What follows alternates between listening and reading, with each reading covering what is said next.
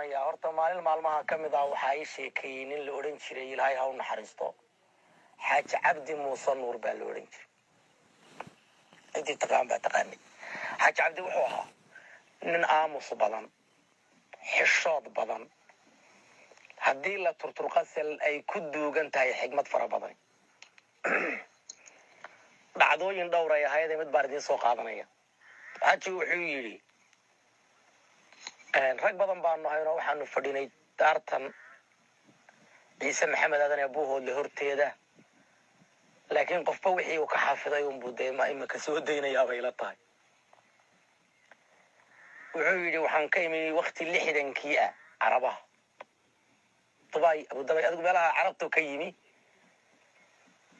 berberaan ka soo degay gaadhi basaan ka soo raacay waddadu laami ma lahayna waxay ahayd raf xun oo dhibaato badan marka lasoo marayo baskii goor meel dhexa uu marayo baa ninkii soo gaadhiga waxaa saaran nin suldaan ah oo suldaankii habar yunis suldaankii wuxuu arkay ninkaa dhallinyarada ah ee quruxda badan ee halkaa fadhiya cidnaba aan la hadlayn wiil garab fadhiyey buu ku yidhi adeerow ii bedel kursiga ninkaa adeerow soo kaco calankaale agtiisaani marka inuu ii haybsaduu dabcan sidee buu ii haybsaday ninkaasi wuxuu igu yidhi ma burcaad ku socotaa haa miyaad ku nagaanaysaa mise waad ka gudbaysaa mee waan ka gudbayaa baan ku yidhi labada waddo tee maraysaa buu yidhi waddada barigaan maraya gartadoo dhulbahantaa tahay dhulbahanta wixii uu ahaan jiray iyo waxa uu maanta yahay iyo waxa u dambayn doona midna ma garanaysaa buu is-su'aale suldaankii ma garan maayo baan ku yidhi ma ogi wixii uu ahaan jirayna ma ogi haddee maantana dee kabama dhex iman waxa u dambayn doona dee ma cilmo qayb baanahay anaa labada saddexdan kuu sheegaya buu dhulbahanta wuxuu ahaan jiray buu yidhi waxaa jirtay mar gabadha dhexdayada foosha xun ee ku guumaysowda ama foosha xun ee dhexdayada joogta laakiin fir ayeeyo kula dhulbahante ay gabdhaha iyaga kala 20 alaad dheeray yaradka gabadh kastoo qurux badan 20 alaad bay dheeray fir ayeeyo kulahay dhulbahante kow dhacdooyinkana waxaan idinka taabanaya dhulbahante 2 qaybood buu ahaa buuri tahawd iyo nugaal buu ahaa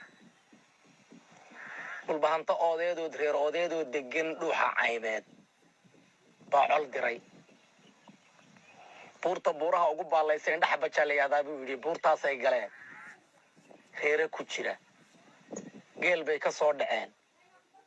ragna way ku soo laayeen geeli baa la iska qaybsaday geelaas waxaa lagu sheegaa 305 halaad inuu ahaa 12 way ku soo direen markay geela soo qaadayeen muddo markay joogeen oo geelay qaybsadeen baa reerihii erge ka soo daba direen rag erge ah ergadii waxay tiri bacaynaba habeen iyo laba markay joogtay baa la isu sheegay warbal geedkii shirka keena baa la geedkii baa la keenay war maxaad ahaydeen waxaanu ahayn reerihii aad maalinta dhaweed gasheen haye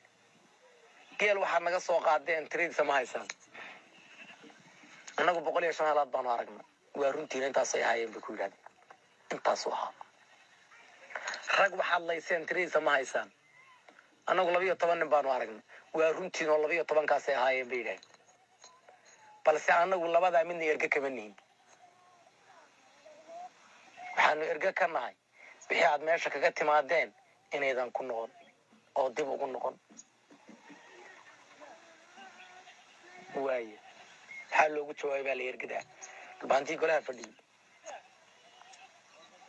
waxay yidhaahdeen waxaanu wadanay ma arkayseen haadoo faras buu ahaa waxaa wadateen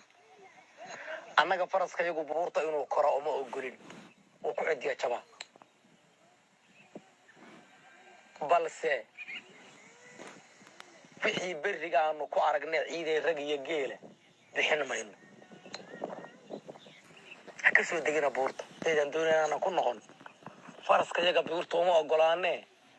wixiise berri aanu ku aragnay rag iyo geela ma bixinayna bay yidhaahdeen وايه ergadii maxay samaysaa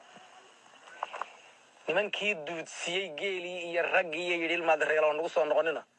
waxaa loogu jawaabay buurta ka soo degina dhulbaantu waxaan ka maqlaa laga maqlaa dadka meelaha ka sheegaya buur baa loolan jiray ka soo degina laakiin dhacdo dhaba waxa ayaa way yar yihiin dhacdooyinkii buurta lagu xayiray eeliya kaga soo degina waxa dhacdo dhaba hoosadan oo kale xaqiiqa ka sheekaya way iska yar yihiin buurta ka soo degina soo maaha way noqdeen kumay noqon reerahay ka yimaadeen habar yunis bay aadeen ninka suldaanka ah ee u sheekaynaya xaajiga wuxuu yidhi aniga awowgay bay u tageenoo weliba dhintay sanadkii labaad ee imika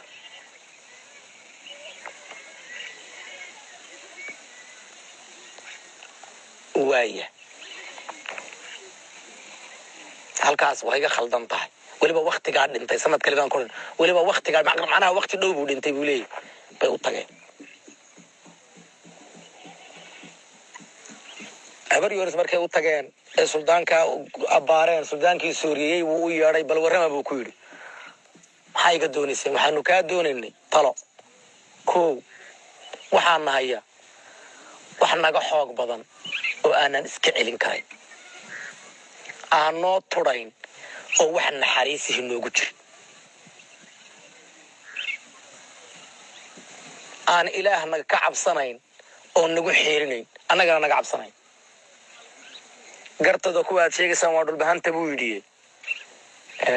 taladaad kaga celin lahaydeen baad iga doonaysaan haa waan idiin sheegayaa buu yidhi waxaad kaga celisaan waa nafsi ba idinka celinaya laakiin dariiq loo mara uu leeyahay dariiqa qaada oo waa kee dariiqa loo maraa gabadha iyagu dhexdooda ay ka hawoodaan ee fool xun ee guunta ah ee weynaatay dhexdooda ay ka hawoodaan qabiile ahaan kaga yara bixiya doona qabiil ahaanna u doona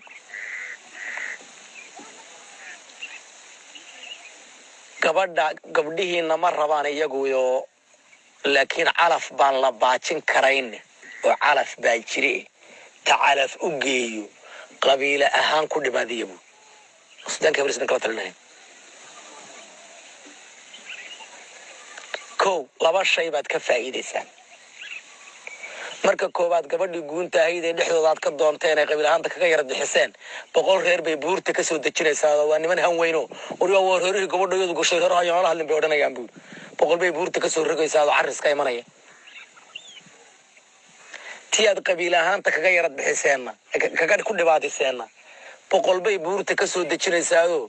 waa reerihii gabadhaanu ka guursanay bay odhanayaan marka hore buurta saasa kaga soo degaysaan ood ku imanaysan carriska waa marka labaade labada gabdhood labadooda wiil baa kala adkaanaya gabadha dhulbahantay guunta ahayd foosho xumayd aad qabiil ahaanta ku doonteen wiilkay dhashay iyo wiilka gabadhiinu dhashay baa kala adkaanaya markaas ka adkaanaysan buu sidaas irgida ku noqoto oo ku aaday wadankii dhulbahanta wuxuu wadanka ku joogay saas bay ahayd buu waagu markuu bariyo beer iyo ilaa walwaal iyo buur dhaab faras sahanahoo bal iska baantooy oo niman saaran yihiin oo dhulka iska maraya waagii bariyu faraskaasi dhul inuu ilaalinayo inuu rag doonayo inuu geel doonayo saddexda midab buu sameyn jiray wax lugaynayaana way ku yaraayeen waqtigaasoo gaadiid bay saarnaayeen ama rakuub buu ahaa gaadiidkooda ama faras Soomaali ninkii u dhashay magaca Soomaaliyeed in reerkaasi fir ayay ka soo galay uu tamaniyi jiray buu yiri saaqayga quramay ahayn hada heerkaasi soo mareen buu maanta waa 60kii maanta waxa yihiin baan ku sheegaya waa 60kii dadkay la siman yihiin oo xama dheeray dadkay la mid yihiin laakiin waxa u dambeyn doona miyaad garanaysaa wiilkow ma garanaynayo waxay gaari doonaan buuri mar iyadoo maryaha laga bixinayo aynan tahli karayn yidhahdana marada hayga bixinin waayo cid waliba waxa ay samaysay ilaa lagu sameeyo dee lama suuliyaba suuli mayso balda arrinta aad ugu fiirsada waa ninkii suldaanka ah habar yunis ee gaariga xaaji cabdi la soo raacay baa sidaa ugu warramaya waxaad moodaa inay maanta tahay waxaan u soo qaadanayaa markaan daraasadeeyey waddankan Soomaaliyeed dawlad mooyaane qabiil gaara oo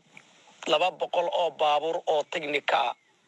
iyo kumanyaal wiil oo hubaysan aan dawladba xukumin haysta inaga mooyee ma jiraan